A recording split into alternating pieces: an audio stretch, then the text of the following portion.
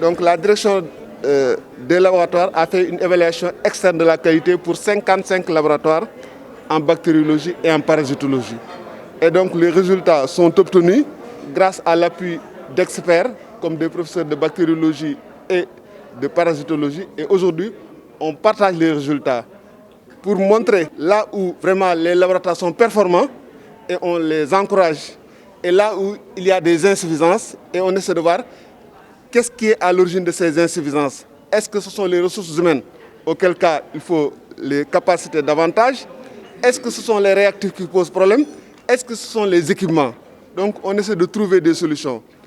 Globalement, on a des résultats pour certains où les résultats sont assez performants et il y a d'autres pour lesquels les résultats ne sont pas aussi performants que ça. Et nous allons essayer de voir pourquoi il y a des insuffisances et comment trouver des solutions. Les laboratoires qui sont dans les CHU sont en général beaucoup plus performants que les laboratoires qui sont dans les centres de santé. C'est pourquoi même nous, on a ce qu'on appelle des premières divisions et des deuxièmes divisions. Mais l'objectif, c'est vraiment d'amener tout le monde à améliorer la qualité et également de répondre aux demandes des populations pour que dans chaque région, les populations aient l'essentiel des analyses dont elles ont besoin dans cette région.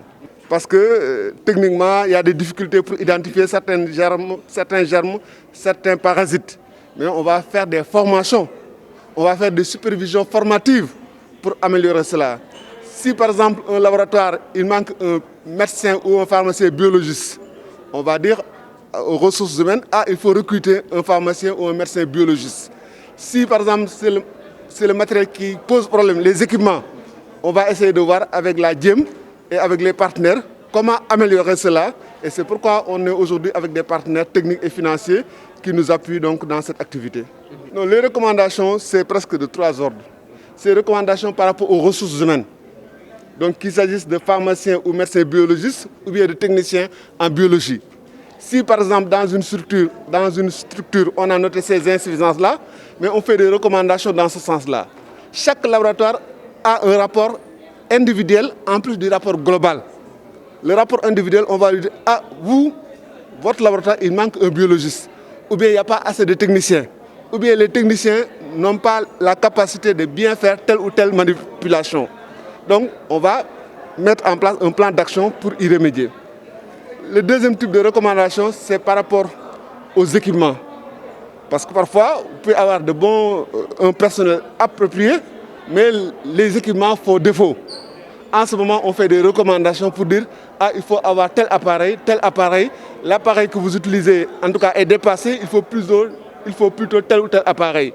Ou bien cet appareil pose des problèmes de maintenance, il faut assurer la maintenance, il faut souscrire à des contrats de maintenance annuels ou biannuels. Donc c'est un peu ça par rapport aux équipements. Le troisième volet important, ce sont les réactifs. On va voir par exemple si quelqu'un n'a pas de bonne performance, est-ce que si on se rend compte que le personnel est qualifié, les équipements sont bons, donc c'est probablement les réactifs qui posent problème. On va essayer de voir comment les gens se sont approvisionnés en réactifs, est-ce qu'il n'y a pas tel ou tel problème par rapport à ces réactifs, est-ce que les réactifs ont été bien conservés, etc. Donc véritablement, ce sont au niveau de ces 3 axes principalement que nous agissons après avoir constaté une quelconque insuffisance.